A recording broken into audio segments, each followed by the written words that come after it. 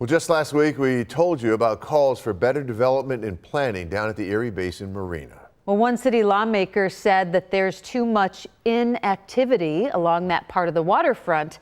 But tonight, one business owner argues that's not the case. 2 on your side's Nate Benson has more for us. Nate? Yeah, good evening, Scott and Mary Alice. The owner of Sully's at the Erie Basin Marina is refuting the idea that there's so-called inactivity along that part of the waterfront, but he also says he'd like to see more activity as well.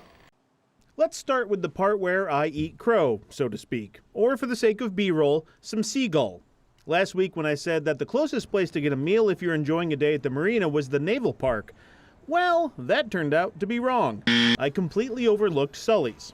Well, it's our second season at Sully's Harbor Bar. That's on me. I don't want to blame the heat for my journalistic error, but it certainly didn't help. Anyway, owner and operator Jason Davidson does not agree with Councilmember Mitch Nowakowski's notion that there's a shroud of inactivity along the marina. There is activity down here, and we are working very hard to bring more improvements and bring more offerings to people of Buffalo and down to the waterfront. The Fillmore District Council member was calling out city departments for not having a cohesive plan and pointed out that Templeton Landing is only open for special events, and the lack of a full-time restaurant at the former William K spot doesn't help keep people at the marina. Nowakowski says the fact that the leases of so many marina properties are controlled by different departments within City Hall is the reason why the left hand doesn't know what the right hand is doing. Of how do we bring this under one control of one city entity that can be charged with handling, really the magnitude of activating our waterfront. A waterfront development committee meeting for the Common Council is set for September.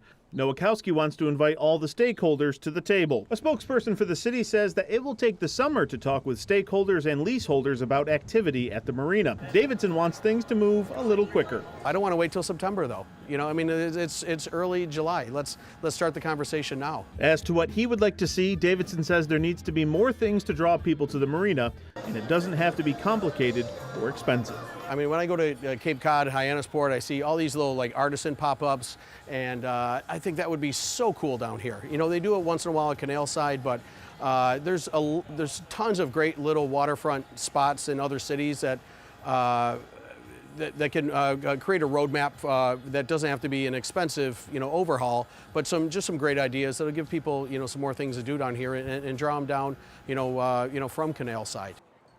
Now, a spokesperson for Mayor Scanlon said that discussions with leaseholders is ongoing and that they would get back to me if and when they can discuss future plans for the marina. So I will wait by my phone with anticipation. On your side, Nate Benson, Channel 2 News. You got it, Nate. Thank you.